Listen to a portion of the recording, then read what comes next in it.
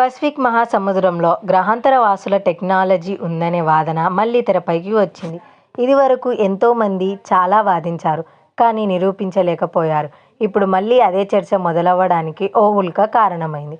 మరి దానికి ఏలియన్స్కి సంబంధం ఏంటో, ఏం జరిగిందో తెలుసుకుందాం.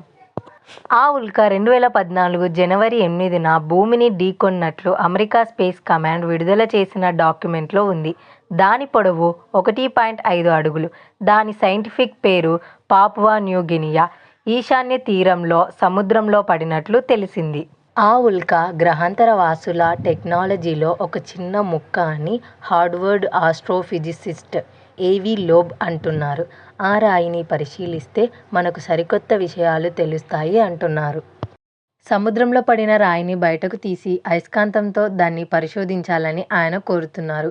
ఆ రాయికి ఉండే బటన్లను నొక్కడం ద్వారా అది తిరిగి పనిచేసేలా చేయవచ్చని, అప్పుడు అది రాయి కాదని, అదో ఏలియన్ టెక్నాలజీ అని అర్థమవుతుందని ఆయన చెబుతున్నారు.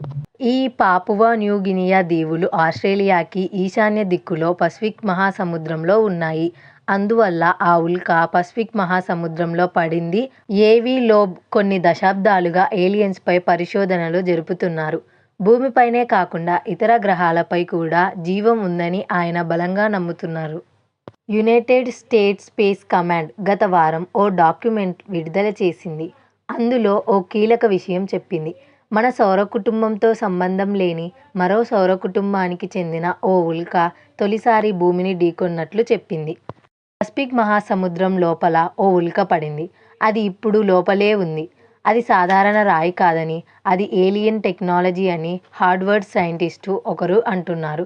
దానిపై పరిశోధన చేయాలని ఆయన కోరుతున్నారు. గ్రహాంతర వాసులు ఈ పదం వేల సంవత్సరాలుగా మనిషిని ఆకర్షిస్తుంది. ఈ విశ్వంలో మనం మాత్రమే కాకుండా మనలాంటి జీవులు చాలా గ్రహాలపై ఉన్నాయనే నమ్మకం మనకు ఉంది. అప్పుడప్పుడు తమను ఏలియన్స్ ఎత్తుకుపోయారని కొందరు చెబుతుంటారు. మరి వాళ్ళు భూమి లోపల ఉన్నారా? దీనిపై మనం మాట్లాడుకునే ముందు మీకో విషయం చెప్పాలి. 1989లో రిలీజ్ అయిన హాలీవుడ్ సినిమా ఎబిస్ మీరు చూసారా?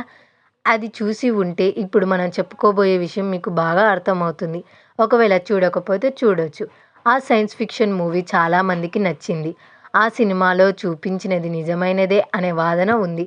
పసిఫిక్ మహాసముద్రం లోపల గ్రహాంతర వాసులు జీవిస్తున్నారని, వారి దగ్గర అద్భుతమైన టెక్నాలజీ ఉందని చాలామంది సైంటిస్టులు నమ్ముతున్నారు. మరి దీనిపై తాజాగా చర్చ జరగడానికి ఓ ఉల్క కారణమైంది.